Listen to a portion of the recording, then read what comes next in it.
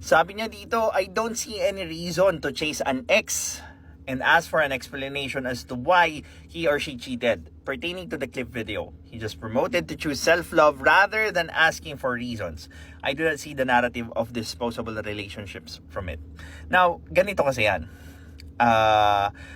Hindi nakikita ng mga Pilipino kung paano nakakaapekto yung self-love towards the repair ng relasyon ng dalawang tao. Now, bakit?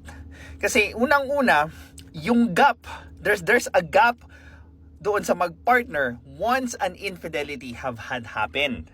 'Di ba?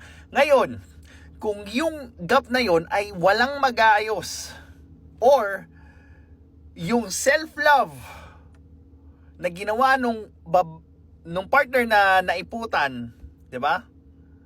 Or nachitan is going to solidify yung gap na yon, then there's going to be a problem.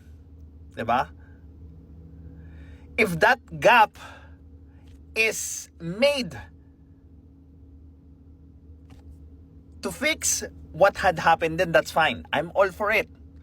Pero, 'di ba? Kung yung gap na makukuha nyo is going to materialize and will become permanent, then that's where the problem is. Huwag ka munang mag-self-love until maintindihan mo yung partner mo kung paano, bakit, at ano-ano yung dahilan doon sa ginawa niyang pag-cheat.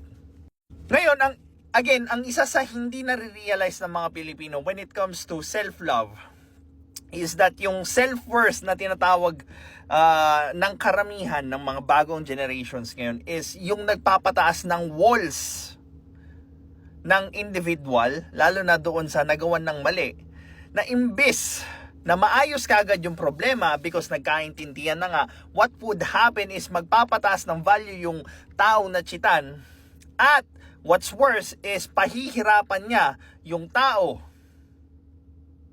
yung partner niya, yung mahal niya, to actually make amends. Diba? Kasi nga, para sa kanya, deserve mo yan eh. Deserve mo yan kasi niloko mo ko. Deserve mong araw-arawing kitang mapagod, maumay, kaka-update sa akin. Deserve mo yung 24/7 CCTV na yan. Kasi nag-cheat ka sa akin eh. Diba? And again, without even considering other factors, that's going to be fatal for the relationship.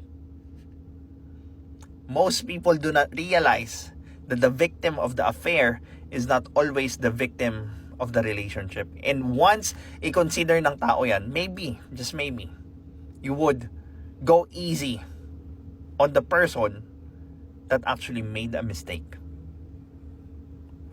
This is your lifestyle coach, Mark. You could book a free clarity session so that we could check whether we could work together towards your goal. Have a good day.